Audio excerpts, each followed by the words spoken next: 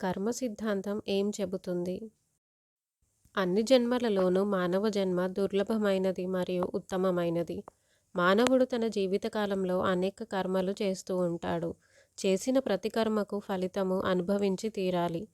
ఈ ఫలితాలనే కర్మఫలములు అని కూడా అంటారు. ఈ కర్మఫలములు అనేక జన్మలు జీవుడితో కలిసి ప్రయాణం చేస్తూ ఉంటాయి. పుణ్యకర్మలు పక్వానికి వచ్చినప్పుడు దేవలోకంలో జన్మించి ఆ భోగములను అనుభవించి తిరిగి మనుషుడుగా జన్మ ఎత్తుతాడు. దేవలోకంలో కర్మ చేసే వీలు ఉండదు. అది భోగభూమి. క్షీణే పుణ్యే మర్త్యలోకం విశంతి. అలానే పాపకర్మలు పక్వానికి వస్తే జీవుడు జంతువులు, పశువులు, పక్షులు, క్రిములు, కీటకాలుగా నీచ యోనులయందు జన్మిస్తాడు. అనేక బాధలు అనుభవిస్తాడు. ఈ జన్మలలో కూడా శరీరం, మనస్సు ఉంటాయి గాని బుద్ధి మాత్రం ఉండదు. కాబట్టి జంతు జన్మలో కూడా భగవంతుని సాక్షాత్కారము కలిగే అవకాశమే లేదు. పుణ్య పాపకర్మలు మిశ్రమముగా పక్వానికి వచ్చినప్పుడు జీవుడు మానవ జన్మ ఎత్తుతాడు. కర్మఫలముగా సుఖములను, దుఃఖములను అనుభవిస్తాడు. కర్మఫలముని అనుభవించడమే కాక కొత్త కర్మలు కూడా చేసే అవకాశం కేవలం మానవ జన్మలోనే కలుగుతుంది. పరమాత్మని అందుకోవడానికి కావలసిన కర్మలు చేసే అధికారం, జ్ఞానం ఉన్నా ఈ మానవ జన్మ ఉత్తమోత్తమైనది, దుర్లభమైనది. జంతూనాం నరజన్మ దుర్లభం అని శంకరులు వివేక చూడామణిలో తెలియజేశారు. ఇలాంటి ఉత్తమమైన మానవ జన్మని సార్థకం చేసుకోవడానికి ప్రతి ఒక్కరూ కృషి చేయాలి. రోజు మనం అనుభవించే సుఖములు అశాశ్వతమైనవి. ఎవరు ఎంత సంపాదించినా ఏదో వెలతి ఉంటుంది. అనిత్యమైన వస్తువులతో ఇచ్చే సుఖములు కూడా అనిత్యమైనవే. ఏది నిత్యమైనదో, ఏది శాశ్వతమైనదో, ఏది పరిపూర్ణమైనదో అదే మనకి శాశ్వతమైన సుఖమును ఇస్తుంది.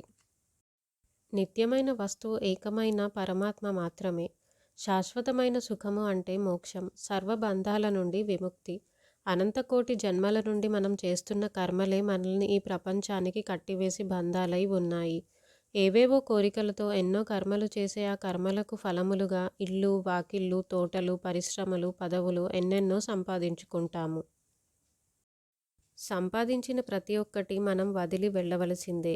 కానీ సంపాదించటానికి చేసిన కర్మలు, ఆలోచనలు, సంకల్పాలు జీవునితోనే వాసనలుగా వచ్చి బంధించి వేస్తుంటాయి. ఈ బంధాలు ఉన్నంతకాలం మనిషి చస్తూ బతుకుతూ ఉండవలసిందే. ఈ బంధాలన్నీ వదిలేయాలంటే కర్మ సిద్ధాంతాన్ని అవగాహన చేసుకోవాలి. ఒక ప్రభుత్వాన్ని నడపటానికి రాజ్యాంగం ఎలాగో ఈ సృష్టినంతటినీ నడపటానికి కర్మ సిద్ధాంతం ఒకటి ఉంది. కర్మ సిద్ధాంతం భగవన్నిర్మితం. దీనిలో లొసుగులు ఉండవు. ఎవరికి మినహాయింపులు ఉండవు. దీనికి అందరూ సమానులే.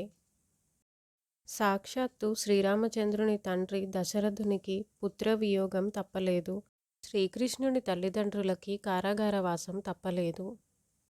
మనం ఉదయం లేచిన దగ్గర నుండి చేసే పనులన్నీ కర్మలే. మనం చేసే ప్రతి కర్మ ఎప్పుడో ఒకప్పుడు ఫలితాన్ని ఇచ్చి తీరుతుంది.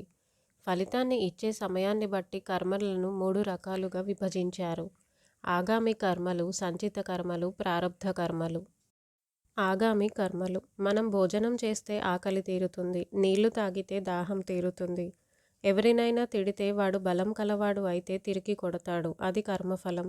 ఇలా కొన్ని కర్మలు అప్పటికప్పుడే కర్మఫలమును ఇచ్చి శాంతిస్తాయి. అలా శాంతించే కర్మలని ఆగామి కర్మలు అని అంటారు. సంచిత కర్మలు. కొన్ని కర్మలు వెంటనే ఫలితాన్ని ఇవ్వవు. ఉదాహరణకి ఒక చెట్టును నాటడం, ఒక చెరువు త్రవ్వించడం, ఒక పాఠశాల కట్టడం, దానధర్మాలు చేయడం, ఒకడిని పరోక్షంగా దూషించడం లాంటివి. ఈ కర్మలు అదే జన్మలో ఫలితములను ఇస్తే అది ఆగామి. అలా కాని పక్షంలో ఆ కర్మలు జీవుడితోనే వాసనలుగా ఉంటాయి. ఒక జన్మ నుండి మరొక జన్మకు మోసుకు వచ్చిన కర్మలను సంచిత కర్మలు అని పిలుస్తారు.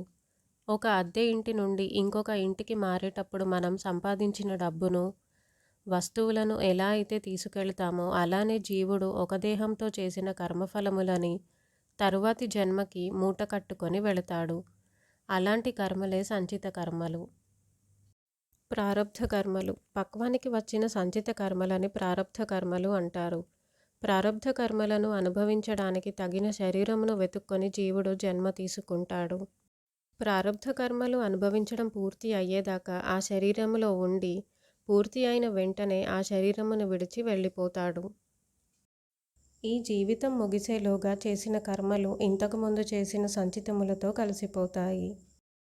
మళ్ళీ పక్వానికి సిద్ధముగా ఉన్న సంచితములన్నీ ప్రారబ్ధములుగా మారి జీవుడు మళ్ళీ జన్మ ఎత్తుతాడు. భగవద్గీతలో శ్రీకృష్ణుడు చెప్పినట్టు 1000 మందిలో కొందరు మాత్రమే దైవాన్ని అన్వేషించి చివరకు మోక్షాన్ని పొందుతారు. వేల కొలది జనులలో ఏ ఒక్కడో జ్ఞానసిద్ధి కొరకు ప్రయత్నించును. అట్లు ప్రయత్నించిన వారిలో ఒకానొకడు మాత్రమే నన్ను యథార్థంగా తెలుసుకోగలుగుచున్నాడు.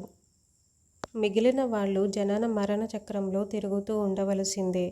పునరపి జననం పునరపి మరణం పునరపి జననీ జఠరే శయనం.